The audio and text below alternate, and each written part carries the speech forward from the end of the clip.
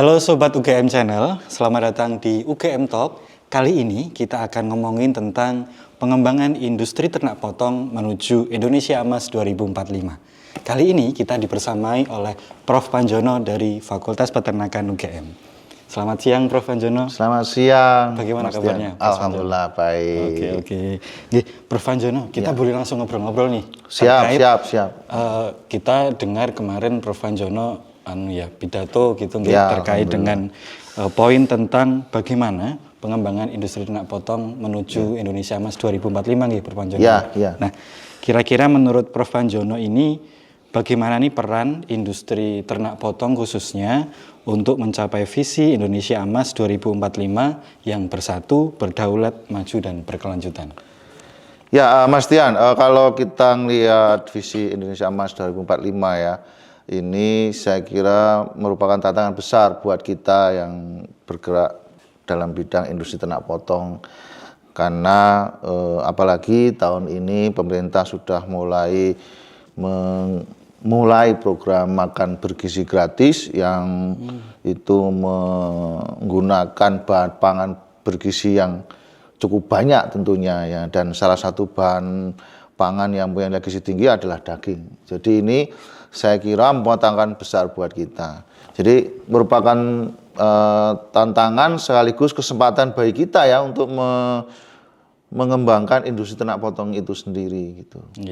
Kalau tadi disampaikan berarti ada menuju Indonesia Emas itu ada program terkait makan bergizi gratis Prof. Nah, tadi juga disampaikan mengenai daging sapi. Yang kita tahu bahwa sebenarnya Indonesia ini masih defisit untuk daging sapi ya Prof ya?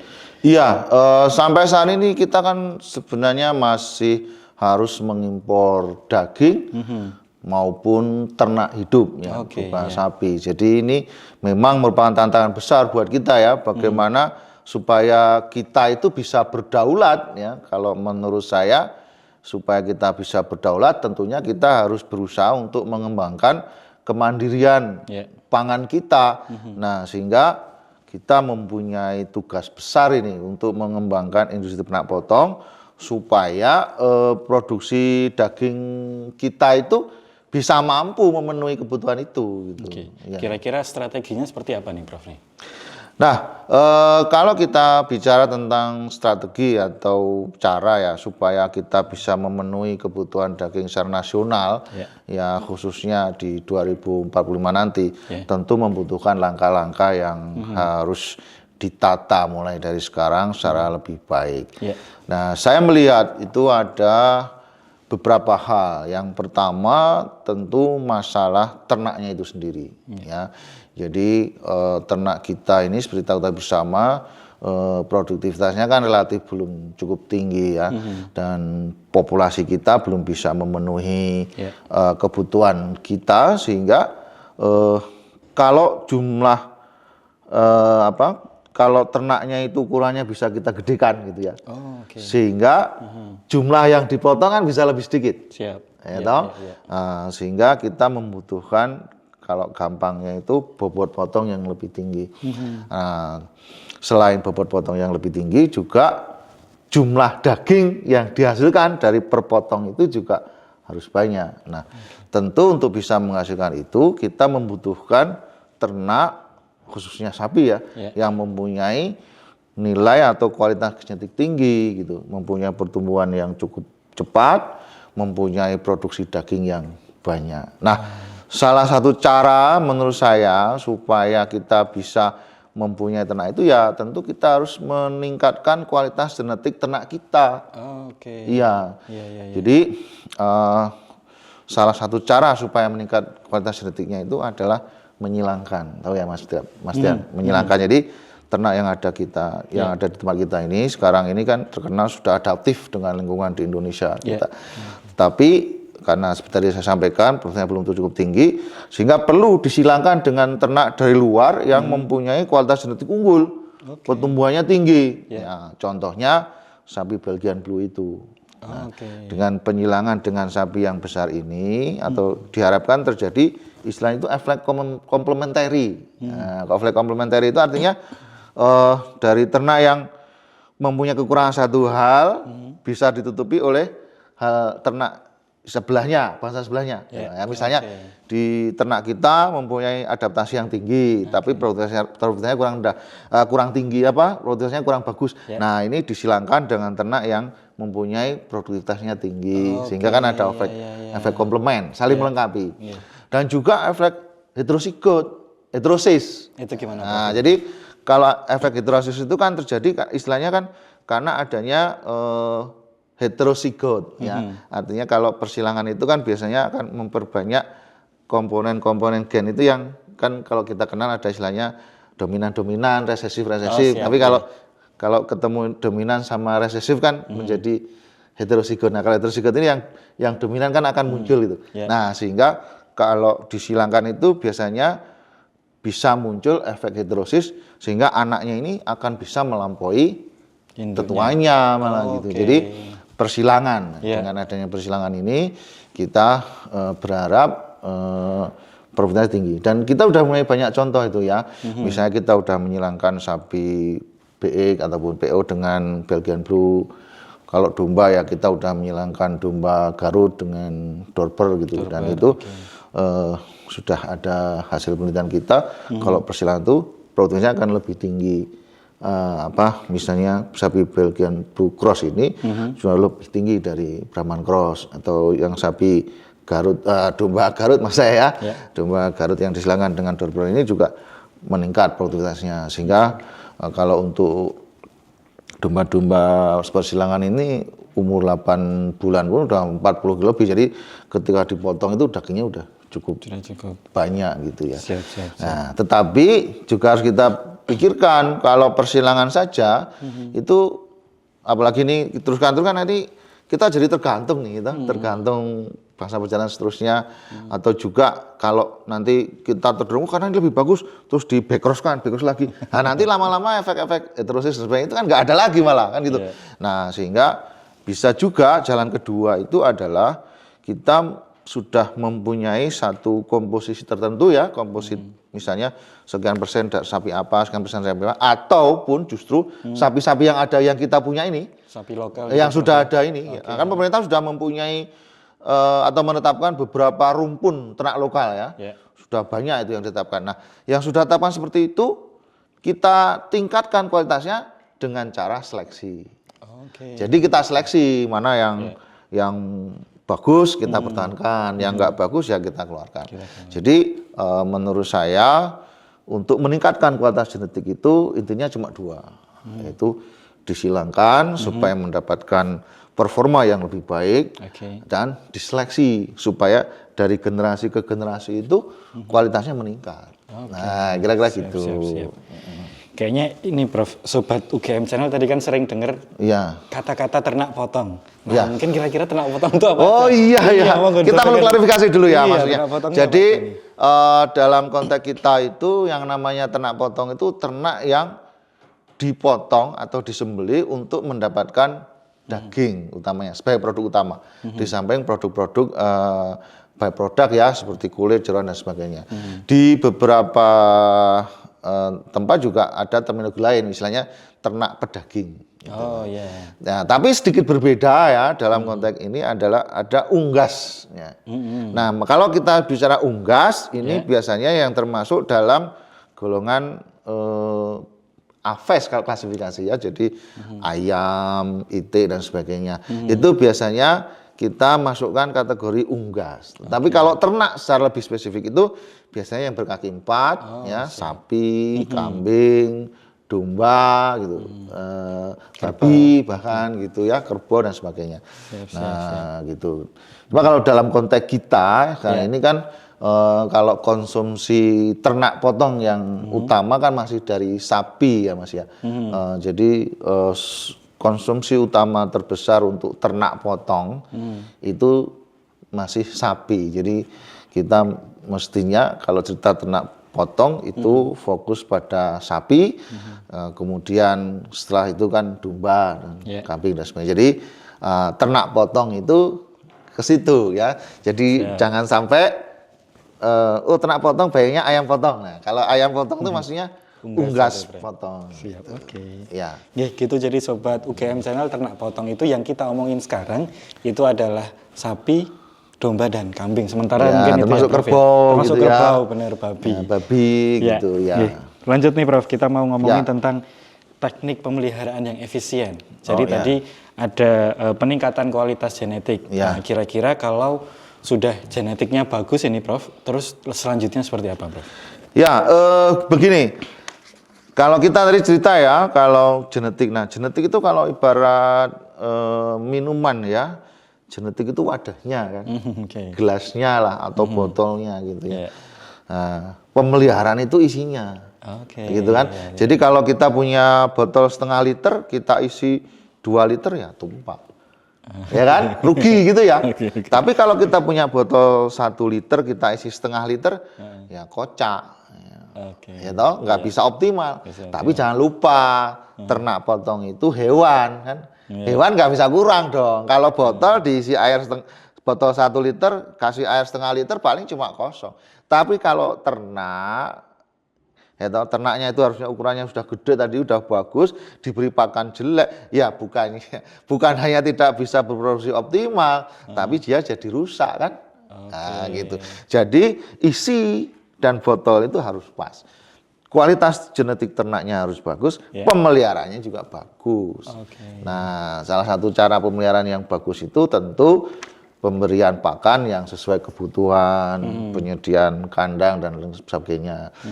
Dan yang utama kalau menurut saya dalam konteks pemeliharaan itu sebenarnya itu ada pada reproduksi. Oke. Ya. Dan reproduksi itu yang utama lagi sebenarnya yang lebih spesifik itu ada pada perkawinan. Mengapa saya cerita tentang reproduksi? Karena kalau mohon maaf ya, kalau mengemukkan itu kan asal kita beri pakan yang bagus sesuai kebutuhan nanti dia bisa cepat gede kan gitu ya. Tapi kalau untuk bertambahnya jumlah ternak ini kalau nggak pas nggak nambah-nambah nanti. Ya, dan untuk nambah jumlah ternak mesti dimulai dari kawin kan. Nah, sehingga titik kritis dalam usaha industri ternak potong khususnya kalau kita usaha pembiakan itu di perkawinan. Nah, menurut saya metode perkawinan yang bagus ya kalau industri, kalau massal jumlahnya banyak ya koloni aja. Nah, itu satu jantan kasih berapa 20 betina, kawin-kawin sendiri. Nah, nanti tinggal mau lahir sendiri kan enak kita gitu. Siap. Jadi cukup mudah gitu. Nah, jadi mungkin menurut saya sistem pemeliharaan yang utama ya dimulai dari pemeliharaan pakan, kemudian penyakit, pengendalian penyakit, kemudian termasuk kalau kita usaha pembiakan adalah penggunaan sistem perkawinan yang tepat. Ya. Tetapi juga inseminasi buatan sekarang kan berkembang ya inseminasi buatan dan sebagainya. Itu juga bagus sebenarnya. Tetapi kalau menurut saya ini saya punya pemikiran itu bagusnya itu kalau pada usaha-usaha yang intensif. Oke, yang seperti apa ya? Misalnya ini ya, sapinya udah bagus, atau sehingga kalau di IB anaknya kan bagus ya. Jadi effort kita untuk membiayai inseminasi buatan supaya jadi ini terbayar dengan hasil ternak yang bagus. Ya, gitu ya. Jadi induk-induk yang bagus, kalau istilahnya bagus-bagus banget gitu ya, elit lah kasarnya gitu. Kalau di IB dengan pejantan yang elit, hasilnya anaknya kan harganya cukup tinggi. Mungkin itu bisa istilahnya sebanding ya usaha kita. Dan lebih misalnya sapi perah, ya, sapi-sapi perah betina itu kan memang udah biasa dipelihara intensif tuh. Nah sehingga kalau di IB relatif mudah kan terpantau. Ya, setiap hari kan di Transmasi setiap hari kan satu-satu dilihat sehingga ketahuan kapan dia kan kawin atau IB itu kan harus di waktu yang tepat kan gitu. Sehingga kalau perah itu kan relatif intensif kita ngelihatnya kan bisa pas ini minta kawin. Nah, di IB. Nah, itu bisa juga kalau menurut saya di IB dengan pejantan potong. Anaknya itu nanti jadi terminate sebagai ternak potong. Kayak misalnya yang terjadi saat ini kayak di Belgia ya, di beberapa negara itu sapi-sapi perah betina yang memang tidak ditujukan untuk memproduksi sapi perah ya. Itu mereka di IB dengan kayak tadi saya cerita Belgian Blue. Jadi anaknya gede-gede. Nanti umur setahun sudah dipotong. Karena sudah sesuai beratnya. Oh iya, sudah cukup gede gitu. Jadi kalau sapi-sapi kita paling kan idealnya dipotong sekitar 2,5 tahun itu. Tapi kalau sapi-sapi yang kayak tadi saya cerita itu 1 tahun udah dipotong mereka. Jadi itu saya kira juga bagus ya. Tapi kalau mohon maaf ini ya, mohon maaf kalau sapi-sapi biasa kita itu menurut saya alami aja udah cepet nanti berkembangnya. Tapi kalau sapinya bagus, nah baru gitu. Jadi penggunaan teknologi itu juga harus sesuai dengan ternak yang kita punya gitu. Ya. Kalau misalnya ini Prof, tadi mungkin bercerita tentang skala industri ya Prof. Ya. Tapi kalau peternakan rakyat, nah kira-kira solusinya seperti apa Prof? Nah ini ya, menurut saya kalau kita bicara industri ya, meskipun sebenarnya kan kalau per definisi ya, yang namanya industri itu kan usaha yang memproduksi ya. Sebenarnya asal produksi kan itu bisa dikatakan industri. Kan ada industri yang mikro, bahkan sangat mikro, sangat kecil kan juga industri itu sebenarnya kan gitu ya. Jadi asal ada unsur produksi bisa dikatakan industri sebenarnya ya dalam konteks itu. Tapi kalau kita bicara industri itu menurut saya itu yang utama justru skala kan Mas. Jadi skala usaha itu harus yang komersial. Kita usaha tadi pemeliharaan yang intensif dan sebagainya, tapi skalanya nggak komersial. Mohon maaf ini misalnya kita punya sapi 1, 2 gitu. Kita mau usaha intensif kayak apa kan ya nggak jadi, gimana coba. Mau usaha kita koloni. Di koloni 1 banding 12, sapinya cuma punya 2 kan nggak bisa kan gitu ya. Jadi kalau yang benak saya itu justru yang utama itu bagaimana peternak-peternak kita itu mempunyai usaha itu yang menuju industri. Nah, jadi mungkin ya, mohon maaf nih kita itu saatnya mempunyai pergeseran orientasi gitu ya. Bahwa yang kita katakan peternak itu yang mereka-mereka yang mempunyai usaha atau mempunyai peternakan sapi ataupun ternak yang lain itu dalam jumlah yang memang cukup untuk menjadikan usaha ini sebagai sumber penghasilan. Oke. Nah, gitu ya. Skala khusus gitu ya. Iya, jadi skalanya itu harus di ini. Kalau saya sih paling gampang kalau saya gampang hitungnya. Kalau Mas Tian mungkin secara ekonomi ada hitungannya ya. Ya kalau kita usaha pembiakan ya paling minimal 20 betina, 1 jantan kan beres. Kalau penggemukan juga misalnya paling enggak 20-an bakalan itu kan kalau menurut pengalaman satu orang karyawan itu kan bisa memelihara sekitar 20 ekoran sapi gitu. Jadi kalau menurut saya peternak-peternak itu harus kita dorong menjadi peternak komersial. Nah, kalau mohon maaf nih, peternaknya ternyata sudah nggak mempunyai kemampuan untuk naik gitu. Ya kita kan punya sarjana peternakan yang banyak, punya alumni akademi ya, diploma ya, D4 dan sebagainya yang banyak. Lah mestinya itu yang kita dorong jadi pengusaha di dalam bidang peternakan kan. Sekarang ini sudah banyak kan teman-teman angkatan muda ya, para sarjana peternakan atau bahkan teman-teman dari prodi yang lain pun mereka muda-muda ini bersemangat bikin usaha. Mungkin saat ini saya lihat banyak itu yang masih usaha di domba, tapi kan itu juga tidak menutup kemungkinan nanti mereka juga punya usaha di sapi.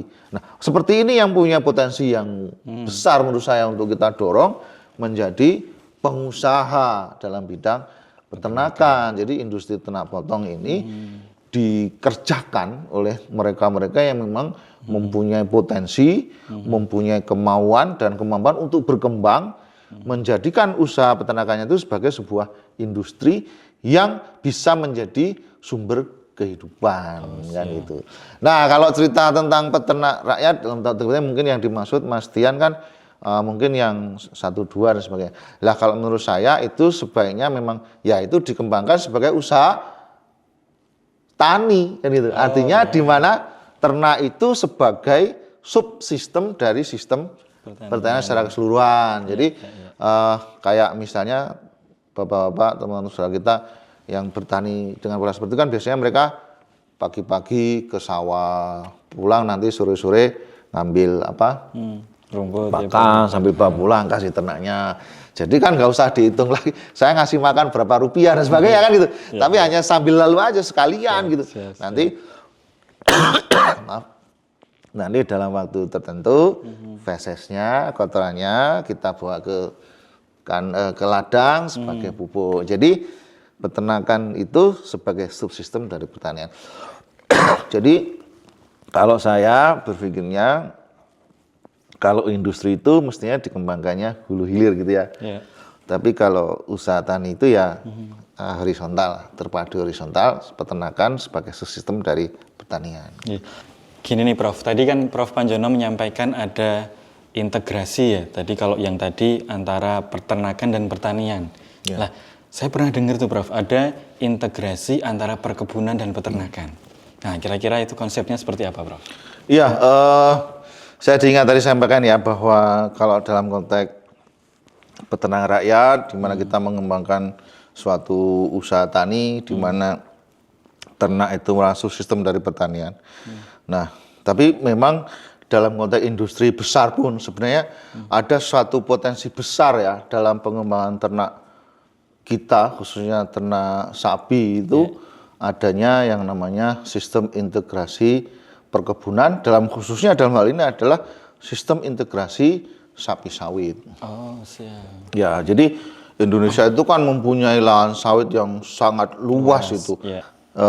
Kalau sawit ini atau sapi ini bisa diintegrasikan dengan kebun sawit ini, saya percaya bahwa jumlah sapi kita itu akan bisa meningkat dalam jumlah yang sangat besar. Dan mungkin bahkan cita-cita kita untuk mandiri atau berdaulat dalam bidang peternakan sapi ini akan tercapai gitu. Nah, memang masalah utamanya adalah saat ini menurut saya pemilik kebun sawit ini kan bukan pemilik sapi. Oh. Sebaliknya pemilik sapi bukan pemilik sawit ya. Sawit. Meskipun sudah beberapa ya, beberapa perusahaan itu menerapkan ini Siska ini. Jadi mereka sudah menerapkan, kan begini, Siska itu akan bagus kalau sapi itu digembalakan secara bersama-sama dalam satu area, kemudian dengan pola rotasi yang jelas. Sehingga dia tidak mengganggu pertumbuhan atau proses produksi dari sawit. Ya, misalnya pada saat pemupukan, ya sapi tidak ada di situ. Pada saat panen, misalnya gitu, brondol jatuh dan sebagainya, sapi juga nggak ada di situ. Jadi nggak ada cerita sapi makan brondol dan sebagainya itu. Nah, sehingga itu bagus menurut saya. Dan saya lihat di beberapa perusahaan itu cukup jalan bagus. Tapi kalau tadi saya kembali ke saya tadi bahwa pemilik kebun sawit ini bukan pemilik sapi, sementara pemilik sapi tidak punya kebun, cenderung sapi dilepas di kebun sawit. Lah ini yang biasanya menjadi masalah. Karena kan sapinya relatif tidak teratur itu. Makan rumputnya itu kan ya. Jadi harusnya sapinya tidak datang karena pas panen ada sapi, atau harusnya sapinya jangan ke situ dulu karena baru diobati sapinya masuk lah, nanti sapinya keracunan, atau sebaliknya tadi ada pas panen brondolnya masih banyak, sapi datang lah brondolnya dimakan sapi. Nah, jadi kan ada istilahnya terus wah ini sapi menjadi pengganggu gitu. Tapi juga ada ini saya kira program ya, salah satu program di kalau nggak salah di Kalimantan Selatan ya, pemerintah daerah di sana itu sudah ada program yang namanya Siskaku Intip itu. Jadi di mana peternak itu dikelompokkan dalam satu kelompok peternak. Kemudian perusahaan sawit ini memberi kesempatan mereka untuk mengembalakan sawitnya di kebun. Sapi ya tadi. Iya. Tapi tadi seperti di perusahaan yang saya cerita sebelumnya tadi. Jadi pengembalaannya itu tertentu saja di area tertentu, dan nanti mereka juga berpindah mengikuti pola perkebunan, pola produksi sawit gitu. Jadi pindahnya juga diatur. Gitu sehingga ini menurut saya salah satu jalan keluar juga ya, mengatasi atau salah satu jalan keluar mengatasi masalah di mana pemilik sawit tidak punya sapi, pemilik sapi tidak punya kebun gitu. Jadi ini salah satu program menurut saya bagus. Mungkin perlu kita kembangkan lebih jauh ya supaya ini bisa diterapkan di banyak daerah dan bisa seperti tadi saya sampaikan, kebun sawit itu benar-benar bisa dioptimalkan. Ya tentu masih perlu banyak studi, perlu dikembangkan lebih jauh sehingga benar-benar Siska ini menjadi program yang menguntungkan, bukan hanya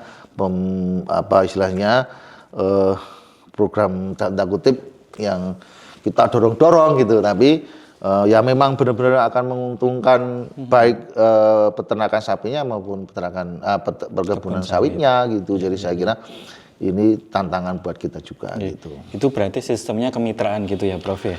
Ya, jadi bisa jadi dalam arti tadi saya sampaikan pemilik perkebunan sawit juga pemilik sapi, ya, sekaligus kan. Jadi ini tentu skalanya industri semua ya, industri. Jadi mereka jadi satu kesatuan. Tetapi dalam kondisi di mana pemilik kebun sawit tidak memiliki sapi dan peternak sapi tidak memiliki kebun, ini bisa bermitra kan gitu ya. Entah mungkin misalnya konteksnya perusahaan ini apa istilahnya CSR ya. CSR saya memberi kesempatan peternak untuk masuk di kebun misalnya, itu bisa jadi kan gitu. Tapi saya kira ini salah satu jalan keluar yang terbaik gitu. Daripada tidak diatur sama sekali malah kan, jadi pemilik sapi masih tetap apa istilahnya tidak ada hubungan antara pemilik kebun dan pemilik sapi, lah malah istilahnya kan ini menjadi saling merugikan lah gitu dalam konteks, sehingga menjadi repot. Jadi itu salah satu jalan gitu menurut saya gitu. Berarti tadi kalau kita berbicara tentang peternakan rakyat terus ada kemitraan, berarti harapannya itu akan ada optimalisasi skala usaha gitu ya Prof ya? Iya. Oh iya, tadi sudah saya cerita di awal ya bahwa kalau bisa mungkin ya kita punya skala usaha itu bisa meningkat, bisa minimal bisa menjadi sumber penghasilan kita kan gitu ya, seperti tadi saya sampaikan. Nah dengan cara seperti ini kan artinya potensi si peternak ini biaya untuk pakan juga menjadi tidak terlalu sulit kan, karena kita hanya mengatur pola pengembalaan ya, tentu ada tambahan dan pakan tambahan pun bisa berupa misalnya bungkil inti sawit, artinya sumber-sumber yang juga dari perkebunan sawit itu sendiri. Jadi ini juga bagus, sehingga skala usaha juga bisa kita optimalkan gitu. Siap Prof. Kalau ini nih Prof, kalau tadi sudah berbicara tentang kemitraan, bicara tentang skala optimasi usaha, kalau kira-kira tantangan dan harapan ke depan nih Prof tentang industri peternakan. Sebentar gini Mas, saya ingin masuk dulu ke optimalisasi skala itu selain tadi ya di sawit sapi itu sebenarnya kemitraan itu juga bisa dalam arti kemitraan antara peternak dengan perusahaan. Itu gimana ya? Atau peternak dengan koperasi kan? Kalau peternak dengan perusahaan itu kan sudah banyak diterapkan di perusahaan-perusahaan perunggasan. Broiler itu kan udah banyak berkembang ya. Kalau koperasi dengan peternak itu biasanya udah banyak di susu gitu. Sapi perah itu kan banyak gitu. Nah, kalau kemitraan ternak potong ini yang kayaknya masih belum terlalu banyak berkembang. Tapi saya punya pemikiran ini sebenarnya potensi besar juga. Beberapa teman ya yang dalam dalam bergerak dalam bidang ternak potong khususnya domba ini sudah menjalankan. Sekarang ini kan sudah dikembangkan klaster peternakan domba. Ya, di mana ada kerjasama antara perusahaan yang besar dengan teman-teman peternak yang saya cerita itu, peternak-peternak muda yang ini, karena keterbatasan muda mereka pelihara sapi, domba dari sini. Jadi skalanya kan naik itu, mereka fokus melihara ini, terus kemudian kerjasama dengan istilahnya off-taker ya. Jadi ada off-taker, perusahaan sebagai off-taker, kemudian perbankan sebagai pendananya, pemodalnya, peternak sebagai plasmanya lah, pemeliharanya gitu. Nah ini saya lihat di peternakan domba sudah cukup berjalan, sehingga ini menurut saya bagus sekali untuk kalau bisa dikembangkan ya. Ya tentu harus ada istilahnya good willing ya, kehendak baik dari semuanya, bukan hanya perusahaan maupun peternak. Karena kadang-kadang kan ada isu-isu ya yang menyebabkan misalnya peternak mendapatkan bibit yang kurang bagus atau bakalan yang kurang bagus, sehingga produknya kurang bagus, terus nanti peternaknya menyalahkan perusahaan. Sisi lain perusahaan ya, wah ini peternaknya yang nggak beres ini, sehingga merasa dirugikan dan sebagainya. Nah ini tentu butuh pemahaman bersama, kebersamaan gitu, sehingga kemitraan seperti ini bisa berjalan cukup bagus. Dan satu hal yang penting menurut saya, dengan kemitraan seperti itu kan posisi istilahnya, kalau dari si perusahaan ataupun ini kan dia mempunyai stok yang jelas ya, mempunyai bisa mengatur penjualan secara rutin dan sebagainya dalam jumlah yang memadai. Sementara di sisi lain peternak itu dia bisa fokus hanya memelihara. gitu. Kadang-kadang mohon maaf nih ya, saya ngeliat teman-teman itu ada yang punya pemikiran bahwa peternak itu harus bisa segalanya, mulai dari beli bakalan dan sebagainya, harus bisa jual dan sebagainya. Lah peternak kalau sudah bisa jual nggak jadi pedagang nanti, bukan peternak itu. Ya toh? Jadi peternak itu harusnya, kalau menurut saya ya, nggak harus selengkap itu ya, bagus bisa lengkap ya. Tapi kalau dia bisa fokus memelihara ternak di kandang, tapi tentu dengan jumlah yang memadai tadi ya, skala usaha yang cukup ya. Kemudian untuk urusan suplai bakalan atau bibit, ada perusahaan atau koperasi, ya, kemudian untuk menjualnya juga sudah ada off taker yang menampung. Insya Allah ini juga bisa jalan, gitu. Artinya yang penting sistemnya tertata dengan baik, pelakunya menjalani sistem itu dengan baik pula, kan gitu, menurut saya. Jadi sistem itu bisa saling menguntungkan. Iya.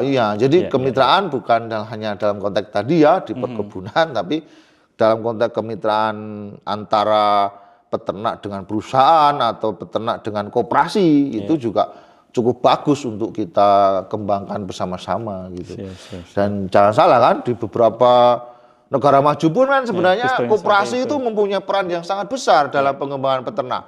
Nah, peternak yang punya sapi, misalnya sapi 200, 300 itu mereka juga masih anggota koperasi kan gitu ya. Nah, sehingga menurut saya ya koperasi ataupun kemitraan dengan perusahaan ini merupakan satu hal yang bagus sekali untuk kita kembangkan bersama gitu. Siap. Kalau gitu berarti kira-kira tantangan ke depan nih Prof. Kalau tadi berbicara tentang Indonesia Emas 2045. Kalau di sektor peternakan tantangan dan kira-kira alternatif solusinya seperti apa Prof? Ya, tantangan besar kita kalau menurut saya sebenarnya justru diri kita sendiri ya. Artinya kita bukan hanya peternak ya, semua kita itu punya kehendak enggak gitu. Punya kehendak bersama enggak untuk mengembangkan ini. Semua pemangku kepentingan ya, bukan hanya peternak itu. Mulai dari pemerintah, para ahli, peternak ya, pelaku usaha dan sebagainya. Ya, kalau semua sudah punya kehendak baik untuk bersama-sama membangun industri peternakan, khususnya ternak potong ini, saya punya keyakinan akan berkembang dengan baik. Nah, kemudian berbagi peran kan, harus berbagi peran. Misalnya tadi saya cerita, dalam konteks peningkatan kualitas jentik, bagus itu kalau ada seleksi. Nah, seleksi ini bisa terdorong, kalau ada kontes, ya kan? Kalau ada kontes itu kan peternak, termotivasi untuk memelihara ternaknya dengan baik. Nah, mungkin kalau saya ini berpikirnya, kalau pemerintah secara konsisten bisa melakukan ya atau komunitas ya, ataupun tapi kalau menurut saya ini untuk saat ini bagus kalau itu pemerintah ya. Pemerintah itu mempunyai program kontes dari tahun ke tahun yang selalu diadakan. Itu peternak akan besok melu kontes sih. Besok kontes. Nah, dia tentu akan mengembangkan usahanya dengan baik, termotivasi gitu ya. Nah, itu. Kemudian kalau misalnya kembali ke kontes. Nah, kalau kontes itu masih diselenggarakan oleh komunitas juga bagus sebenarnya ya. Tapi menurut saya saat ini ya kontes-kontes yang diselenggarakan komunitas itu kan masih dalam tanda kutip hanya melihat eksterior saja. Ya, kan gitu.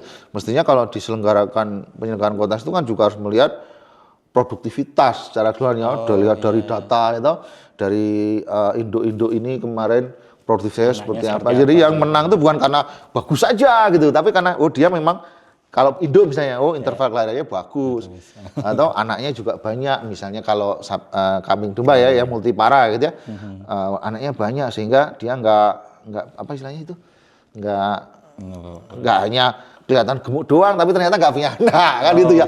Jadi harus diikuti dengan tadi tertata, dan sebagainya. Sehingga menurut saya kalau pemerintah bisa menginisiasi adanya program kontes yang istilahnya dalam tanda kutip tidak sekedar karakter eksterior, tapi juga menyangkut aspek-aspek kuantitas ya, atau aspek-aspek apa yang harus menyangkut recording dan sebagainya itu, insya Allah nanti ternak kita itu dari tahun-tahun akan menjadi lebih baik gitu.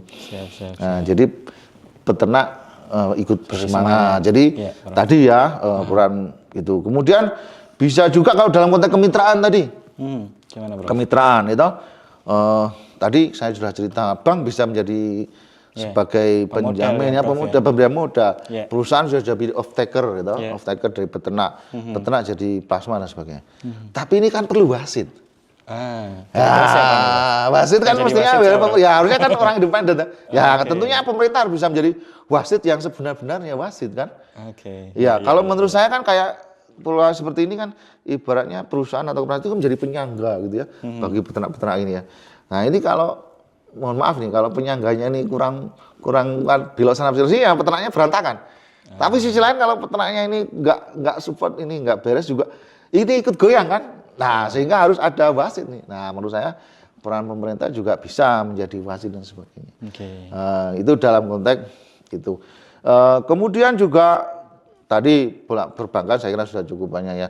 Dan mungkin kita lah sebagai orang akademisi ya tentu mempunyai peran yang cukup besar juga ya dalam menggali apa istilahnya mencari masalah, mengenali masalah kan untuk kemudian mencoba mencari solusi masalah, kemudian menyampaikan solusi ini kepada seluruh pihak-pihak yang terkait. Jadi kita bisa menjadi apa istilahnya rujukan lah gitu ya kalau mereka ya tentu kita bukan kalau kita kan bukan tentu yang kalau ada punya masalah uang kita kasih uang kan ya bukan begitu kan ya. Tapi kita bisa menjadi tempat bertanya lah kasarnya gitu ya Mas ya. Kalau orang punya apa bertanya kepada kita bisa menjawab gitu. Berarti kira-kira perguruan tinggi bisa menjadi sumber inovasi ya Prof ya? Tentu. Jadi perguruan tinggi itu mestinya sebagai akademisi kita tadi saya cerita ya harus benar-benar bisa melihat masalah yang dihadapi oleh para pelaku gitu ya. Dari masalah itu harus kita angkat, kita ya entah cari solusinya, bisa dengan meneliti, uji coba kan itu ya. Bisa dengan mencari alternatif dan sebagainya. Kemudian kita bisa mendeseminasikan hasil-hasil penelitian kita atau penelitian kita ya kasarnya itu kepada peternak atau pelaku-pelaku usaha ataupun pemangku kepentingan yang membutuhkan. Jadi kita bisa berperan banyak saya kira di situ ya. Seru sekali nih Prof obrolan kita mengenai pengembangan industri ternak potong. Kira-kira ada closing statement enggak nih Prof buat para pemirsa di Sobat UGM Channel ini kira-kira?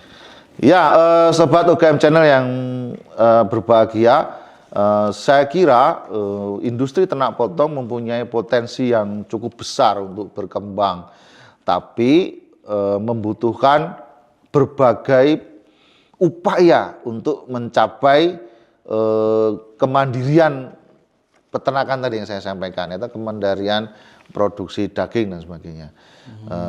Dan upaya-upaya itu harus diwujudkan dalam bentuk program yang tertata dari tahun ke tahun sehingga nanti cita-cita kita bersama menuju Indonesia Emas 2045 itu bisa tercapai. Saya kira begitu Mas Tian ya. Baik, terima kasih. Bisa saya sampaikan. Terima kasih Prof Pranjono atas ngobrol-ngobrolnya kita hari ini nggih. Saya kira memang Sobat UGM Channel ini dapat informasi banyak nih tentang industri ternak potong yang ada di Indonesia. Harapannya memang Sobat UGM Channel tidak terus puas karena nanti kita akan ada sesi-sesi selanjutnya. Ada episode selanjutnya yang bisa kita terus simak. Gitu nggih Prof nggih.